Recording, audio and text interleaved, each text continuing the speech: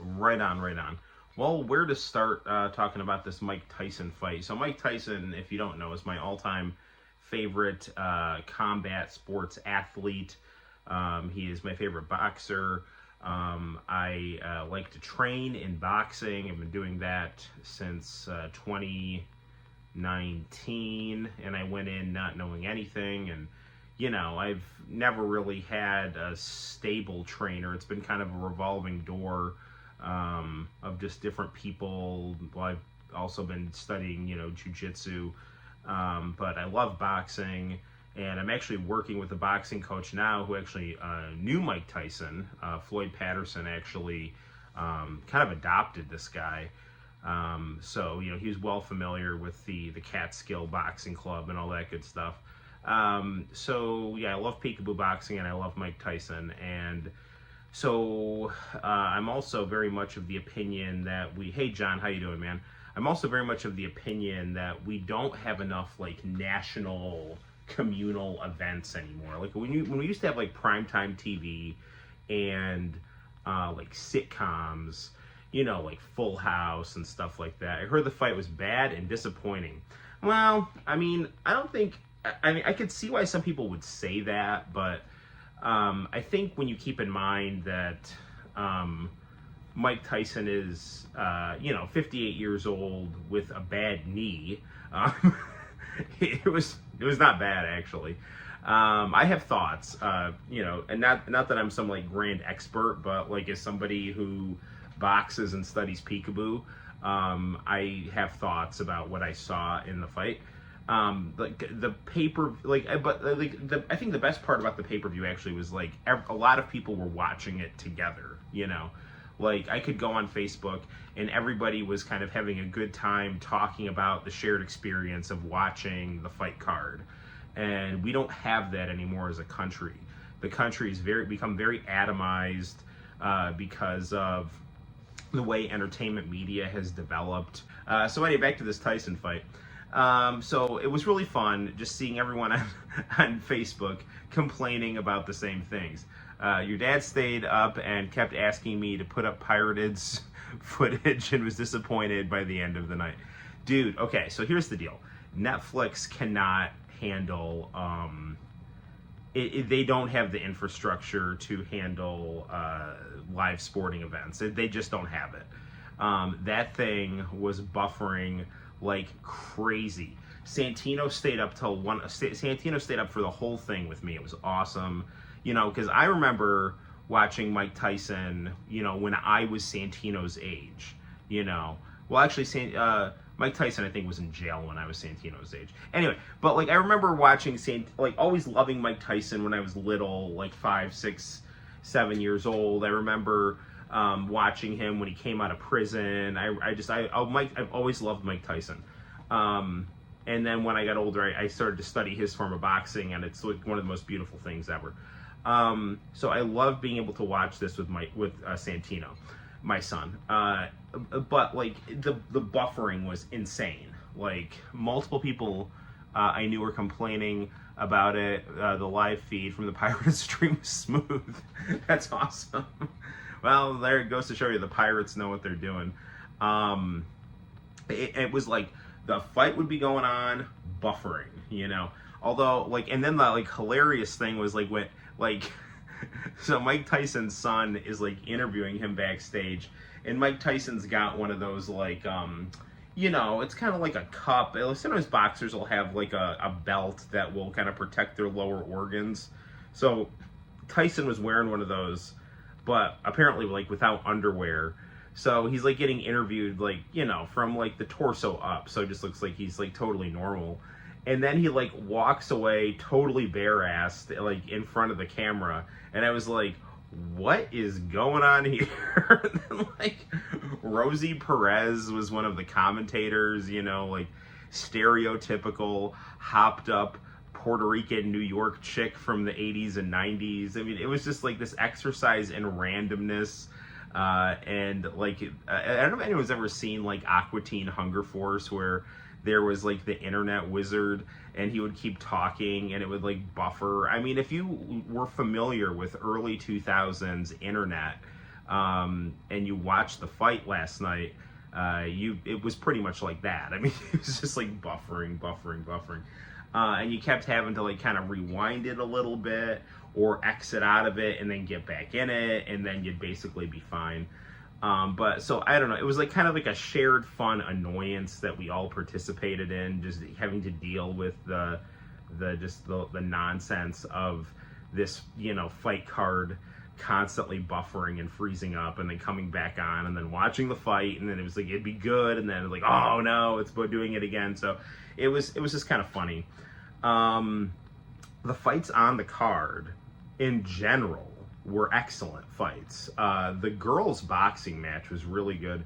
The girl who was the champ, I wasn't actually familiar with any of these fighters except for Tyson and Paul, but the champ, she has this like style where she like leads in with her head, and she kept like headbutting the challenger, this Puerto Rican girl. She got her like her eye was like totally split open. Cold water is really helping me. Oh, anytime, man. I'm just like a school nurse. Put some ice on it and sit down. That's how they do it in the public school system. So anywho, so yeah, this girl had just this crazy gash over her eye from these repeated headbutts. And the first fight, there was like some Indian dude, and he wasn't putting his hands up at all, and I was like, and he was fighting some like tatted up influencer boxer, and if that dude like had more technique, I mean, I think he really could have been a problem for that guy. But the fights were really entertaining. Put some ice on it and sit down. Nostalgic, yes, that's how it goes. Yeah, worst case scenario, call your parents and get the hell out of here. So anyway, you know, we finally get to the Tyson fight, and it freezes. Take two ways and call me in the morning. So, like, Jake Paul comes out, and it freezes. Tyson comes out, and it freezes. And me and Santino are like, oh, come on. So the fight finally starts. And Mike Tyson's training footage looked really, really good. And I know, I mean, not everything that Tyson does training, but I know some of the stuff he does training, like the willy bag, the footwork drills, the shuffle steps. I mean, peekaboo boxing is really, it's a very beautiful and interesting form of boxing. It's kind of inspired by karate, which kind of, it plays with a more squared up stance. You know, if you're a shorter fighter with less reach, like me, and like Tyson, you know, you do these tricks to eat up space, and then you kind of like go neutral for a second with your feet, you shift positions, you twist into angles with your waist. So, I mean, these are things that Mike Tyson was doing in his training videos, and was landing some good combos.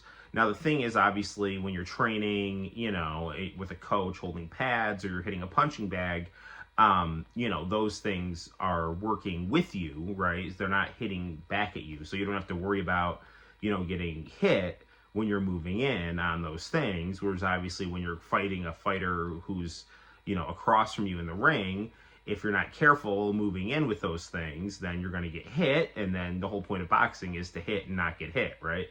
And Tyson knows that better than anyone.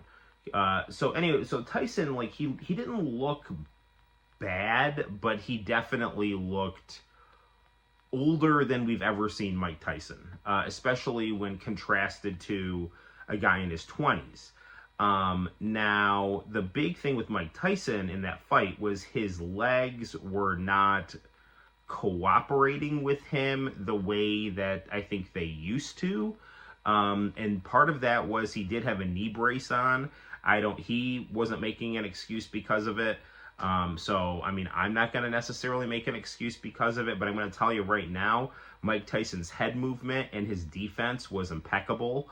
Mike Tyson has an incredibly strong chin, and it comes from, and I'm not like Mike Tyson, but I'm built a little bit proportionally like Mike Tyson, so I have a very thick neck, and Tyson has a very thick neck. I mean, So it's like Tyson can take good punches because he's got a very thick neck, and he's just tough.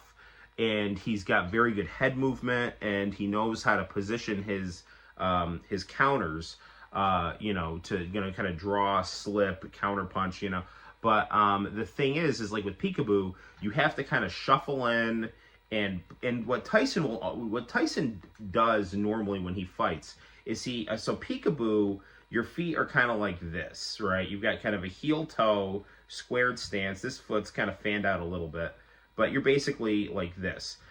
This is like what you get like ideally when you're when you're like close and in range. What Tyson will do is like on the outside, he tilts his feet kind of like 45 degrees. So he's like angled a little bit. He's in the Peekaboo stance, and he'll punch in. And when he punches in, that kind of makes the guy go back. He can punch in. He can like cut off the ring. Once he kind of gets in front of the guy, he squares his stance more, and he starts landing those willy bag combos. Like 5-6-5, 5-2, 4-1.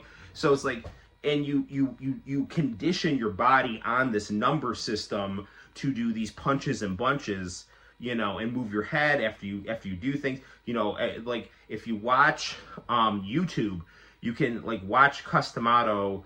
You can listen to Customato audio training, which I do, and it's fantastic. And he'll like yell out these combos like 5-6-5, 4-1. 3-2, and it's just like, so you'll do these things, and like after each one, it's like move after you punch, move after you punch. So after you do every combo, you move after you punch, either slip your head or you twist, And the thing is like Tyson's 58, so it's like he's doing part of it, but he can't, like, his legs were not working so that he could shuffle in and twist with his waist to get the angles that he needed to get in Jake Paul's blind spot. Because like the best that Mike Tyson does is like when Tyson's really on, he'll punch in at he'll tilt his feet 45 degrees. He's in a Peekaboo stance, but he's punching in, squares up, lands his, does his combos, slips some punches, twists, and then that's a lot of time he'll do that. His I guess it would be like a 6-4. It's like a hook to the body, uppercut to the chin. And so that's what Tyson will do. But because his legs weren't working with him, probably because he's 58 with a bad knee, he was a lot more tentative. And Peekaboo doesn't work as well when it's tentative. Now, you can't be careless. You have to know what you're doing when you're punching in. You can't just like rush in like an idiot. But it's a whole kind of method that fuses footwork and head movement. It's a very defensive style, but it's a defensive style that is that works with offense. It merges the two. So it's pushing in with your punches, controlling the ring, applying pressure, but at the same time counter punching, slipping, and twisting. And Tyson's body was doing some of that, but not all of it. And I think a lot of that was attributed to his legs just not working. The other thing that I noticed with Tyson in the fight was that he looked, he needed to rest in between rounds. I mean, his color was not always good in between rounds. So, I mean, he's pushing 60. He's in phenomenal shape. He is a master at Peekaboo boxing. He is arguably the greatest heavyweight boxer ever when his head is on straight and he's working with the right people. So, he's got it. But, I mean, age is a thing. He wasn't 100%. And Jake Paul is not a bad boxer, but he is, I mean, I would say Jake Paul is an average boxer who gets fights with people who are good fighters, but are not, either they're like retired MMA fighters, or they're like, you know, MMA fighters who are good, but they haven't had fights in a few years. And the thing with like MMA is like you're a jack of all trades and a master of none. I mean, you're basically a master of Brazilian jiu-jitsu and kickboxing, but and then you mix in other stuff too. Like MMA is primarily a mixture of BJJ and kickboxing. But then, and you like mix in other stuff too. So you're doing like a little bit of everything. But if you're a boxer, that's just what you're doing, and there's a specific way that you box. And there's a specific way that you do MMA, and sometimes they can cross over, but if you're a boxer, you're focused on specific things within the framework of boxing, So, Jake Paul, like, lives that world of training in boxing, and obviously someone who's, like, an MMA fighter who's older than him and hasn't had fights in, like, 3 years, is going to be at a disadvantage. But, Jake Paul is, he's a sensational fighter with some talent who knows how to create a spectacle and make money. And there's not anything wrong with that. That is what fighting is. If you look at it from a kind of a purity perspective, if he was boxing people his own age, who were completely healthy, or even people that were older than him that were completely healthy, he would be in some trouble. He was almost in trouble with Tyson. The other thing about Jake Paul is I don't really know if it's okay to have that thick of a beard. Like, it's not like the end of the world, but when you're a boxer, you're not really supposed to have a lot of facial hair because it can cushion your face. So I think what I have would probably be okay, like having some like really tight 5 o'clock shadow, or just like a little bit of stubble. But most boxers go in with either very light beards or they're clean shaven because you're not supposed to have a beard. And then like you got Jake Paul with his freaking, hipster Paul Bunyan beard here, and Tyson was like half an inch away from the sweet spot of his jaw, and it just kind of grazed it and hit it seemed like it hit more of his neck than it didn't really quite catch him, but Tyson did a leaping hook that almost caught him. So if you were looking for that fight to be Mike Tyson in his prime beating the shit out of this smug, influencer who everyone just wants to see get his ass kicked, that was not what you got in the fight. If, you were looking for a, elite level boxing match, that is not what you got from watching the fight. If you wanted to see Mike Tyson box, because you love Mike Tyson, and you wanted to see this kind of bizarre spectacle between two combat athletes, one a grand master pushing 60, and the other just this raw talent YouTuber who is taking a very unorthodox way to fighting celebrity, then it was an interesting fight to watch. Although, you kind of, you wished for a little more in terms of Tyson's legs being able to work, which would have made the fight a little more competitive. I mean, there were some people will say that like, oh, Tyson held back, or oh, Jake Paul held back. I don't know, but from watching the fight, I think Jake Paul was respectful of Mike Tyson, both in terms of, yes, he's older. You have a very well-headed perspective on this compared to what I've come across last night and today. I don't know. I would have thought that facial hair would be annoying when you're fighting. And in a street fight, yeah, someone could grab on it for sure.